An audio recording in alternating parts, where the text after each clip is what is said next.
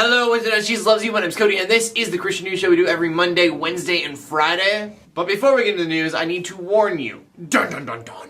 No, it's just like usually around this time of year, I take like a 1 month break, and we're not going to do that. This year has been choppy enough that I feel like I should just keep going. But that being said, I work at a sports bar, and baseball season is in full swing, pun intended. So sometimes there may only be like one video a week. That being said, I almost didn't make a video today because I have to work today as well, but we are trying to do our best.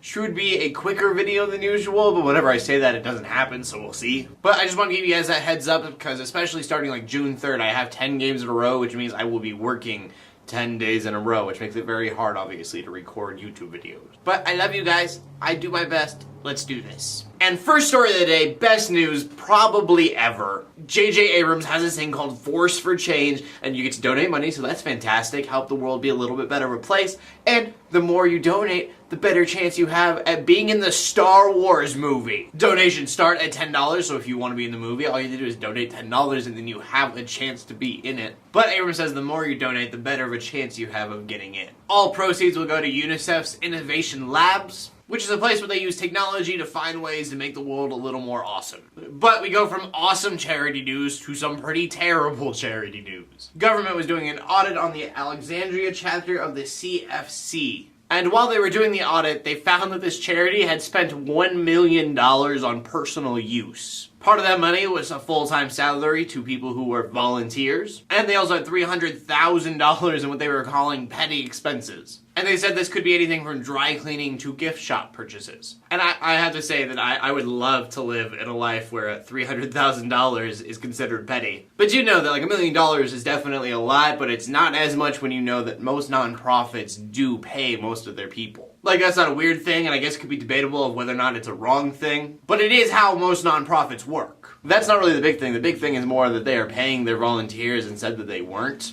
I would also, obviously, it's just way more money than it should be. If you're a charity, you should be giving away most of your money, not such a big percentage of it should be kept for yourself. So that's in the news because obviously everybody is at least a little bit corrupt. And speaking of people being incredibly corrupt, we go on to the final story of the day. Usually when we think of Christian musicians or TV stars or anyone that kind of is celebrity status, we usually think that they're like these perfect role models. Well, Tim Lambesis, the lead singer of As I Lay Dying, which is a Christian metal band, decided to prove you wrong. Now, I need to admit that this news actually came out a while ago, and I didn't report on it because it seemed a little bit too far-fetched, but it turns out it's a real thing, and he is going to prison for at least 9 years for it. And that is that this Christian musician hired a hitman to kill his wife. Reports say that he was at the gym, he was talking to his personal trainer, asked the personal trainer if there was anyone he knew who could get his wife killed. The personal trainer then called the police. Police got an undercover cop to say that he was the hitman. Lambesis then paid that undercover cop $1,000, saying that he would get another $19,000 after the job was done.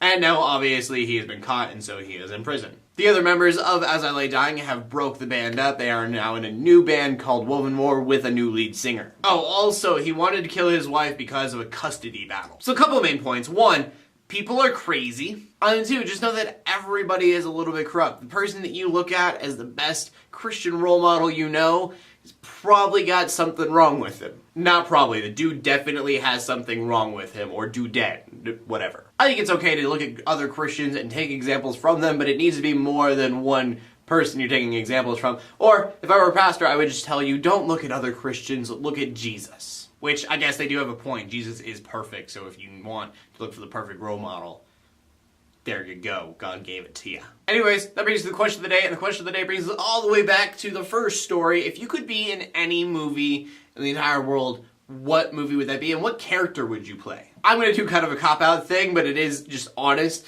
If I could be in anything, I just want to be an extra in any kind of nerdy movie, like a superhero movie or like a Star Wars movie, anything like that. Just being an extra would be enough for me. But I don't care about my opinion. I already know that. I want to know what you guys have to say, so please leave a comment in the comment section below with your answer on that or anything that I talked about today. My name is Cody. I'm bringing you Christian news in a not-so-boring kind of way every Monday, Wednesday, and Friday. In closing, let the haters hate, let the Christians pray. To everybody, like, subscribe. See you later, and God bless.